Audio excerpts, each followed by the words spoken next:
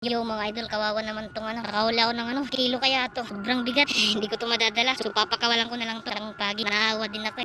Grabe ang laki niya. Kala ko isda Galing ko yung hook. Kawawa naman. Pagod ako dito. Laki niya. Yan. Yan yung gamit ko. Litma Blue Sniper. Yung max niya 40 grams. 8 to 40 grams. Yung niya, yung line niya L. Yung line niya LB 20 LB. Yan, tas hipon lang pa yan. Yung papakawalan. Grabe.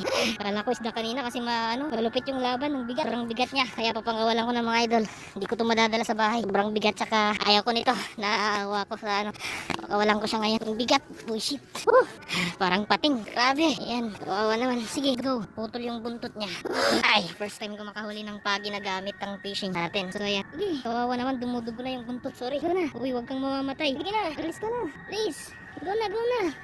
Alis ka na. Ano yan? Kalimutan ko sa English to. Stingray. Ang bigat. Tagal ang laban namin nito. Kala ko isda or anong hamur. Ang lakas kasi.